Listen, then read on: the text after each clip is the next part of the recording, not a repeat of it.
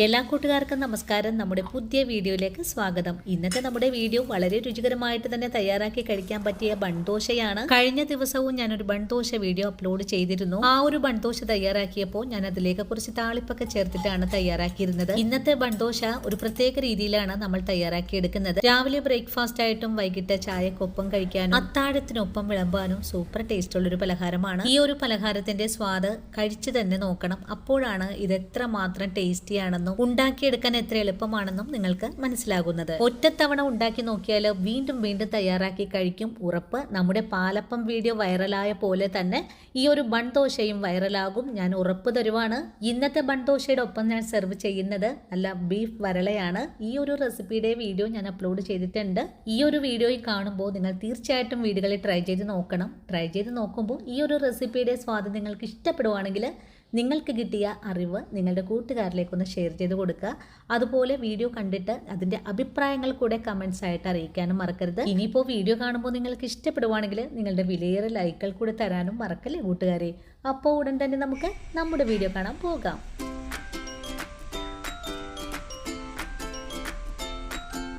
ഇനി നമുക്ക് പലഹാരം തയ്യാറാക്കാൻ തുടങ്ങാം. ഇതിനായിട്ട് 300 ഗ്രാം അളവുള്ള ഗ്ലാസ്സിൽ ഒരു ഗ്ലാസ് പച്ചരി എടുത്തിട്ടുണ്ട്. നമ്മുടെ വീടുകളിൽ നിത്യമുള്ള പച്ചരിയാണ്. ഇനി നമുക്ക് ഈ പച്ചരിയിലേക്ക് 1 ടീസ്പൂൺ അളവിൽ ഉലുവ ചേർക്കാം. ഇനി പച്ചരിയിലേക്ക് വെള്ളം ഒഴിച്ചു കൊടുത്ത് നല്ല വൃത്തിയായിട്ട് തന്നെ നമുക്കൊന്ന് കഴുകിയെടുത്തിട്ട് വരാം. പച്ചരി കഴുകിയെടുത്ത് കഴിഞ്ഞാൽ പിന്നെ നിറയെ തന്നെ വെള്ളം ഒഴിച്ച് നമുക്കൊന്ന് കുതിർത്താൻ വെച്ചു കൊടുക്കാം. ഞാൻ ഇന്നും രാത്രിയിൽ തന്നെയാണ് അരി കുതിർത്താൻ വെച്ചു കൊടുക്കുന്നത്.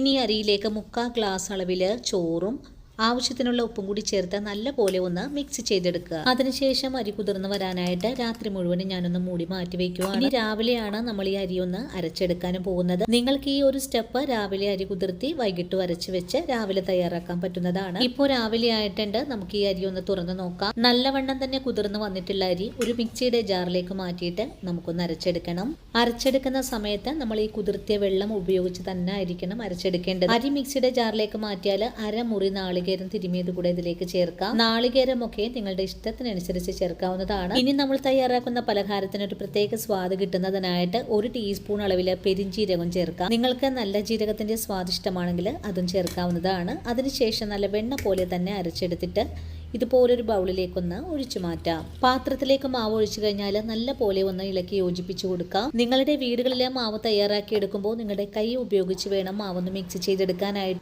മുകളിലേക്കും താഴേക്കും മാവ് കോരി ഒഴിച്ച് 2 മിനിറ്റ് നേരം ഞാനിതുപോലെ ഒന്ന് ഇളക്കി കൊടുത്തിട്ടുണ്ട്. നമ്മൾ ഈ മാവിലേക്ക് ഈസ്റ്റ് സോഡാപ്പൊടി അങ്ങനെ ഒന്നും തന്നെ ചേർക്കുന്നില്ല. നമ്മുടെ കൈ ചൂട് കൊണ്ടാണ് മാവ് പൊങ്ങി കിട്ടുന്നത്. ഇനി നമ്മൾ ഈ മാവിലേക്ക് 1 സ്പൂൺ അളവിൽ പഞ്ചസാര ചേർക്കുന്നുണ്ട്. ഇന്നത്തെ ബൺദോശയിൽ നമ്മൾ താളിപ്പൊന്നും തന്നെ ചേർക്കുന്നില്ല.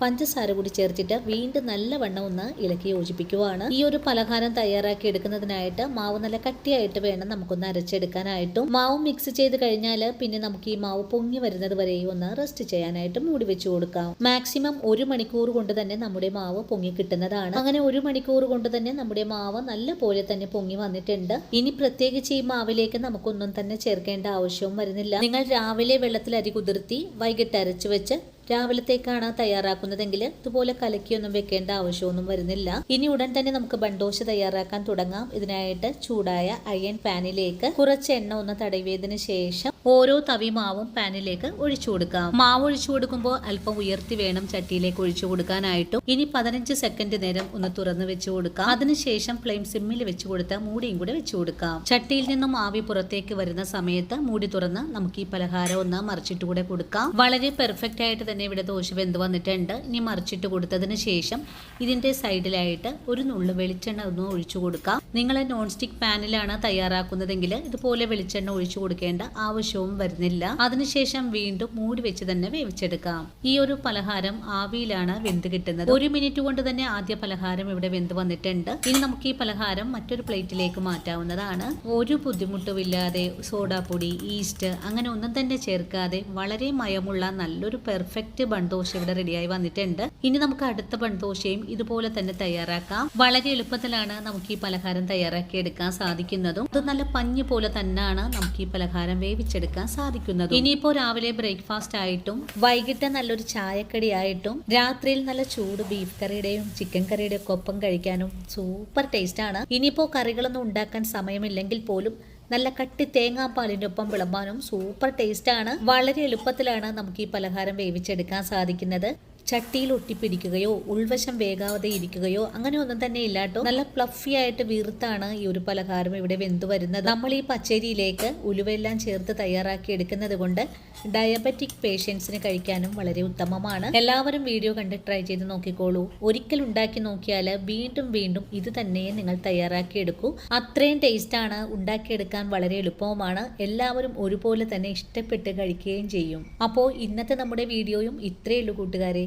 ഈ ഒരു വീഡിയോയും എൻ്റെ കൂട്ടുകാർ ആവശ്യപ്പെട്ടതിന് പ്രകാരമാണ് ഞാൻ ഇന്ന് അപ്ലോഡ് ചെയ്തിട്ടുള്ളത്. കഴിഞ്ഞ ദിവസം ഞാൻ അപ്ലോഡ് ചെയ്ത വീഡിയോയിൽ താളിപ്പൊക്കെ ചേർത്തിട്ടാണ് ഈ ഒരു പലഹാരം തയ്യാറാക്കിയിരുന്നത്. താളിപ്പ് ഒഴിവാക്കി പലഹാരം തയ്യാറാക്കുന്നത് എങ്ങനെയാണെന്ന് ചോദിച്ച കൂട്ടുകാർക്ക് വേണ്ടിയിട്ടാണ് ഇന്നത്തെ ഈ ഒരു വീഡിയോയും. ഈ ഒരു പലഹാരത്തിലേക്ക് ചെറിയ മധുരമൊക്കെ ഉള്ളത് കൊണ്ട് കറികൾ പോലും വേണ്ട ഇതൊന്ന് കഴിക്കാനായിട്ടും. എല്ലാവരും വീഡിയോ കണ്ട് തയ്യാറാക്കിക്കോളൂ. എല്ലാവർക്കും ഒരുപോലെ തന്നെ ഇഷ്ടപ്പെടും.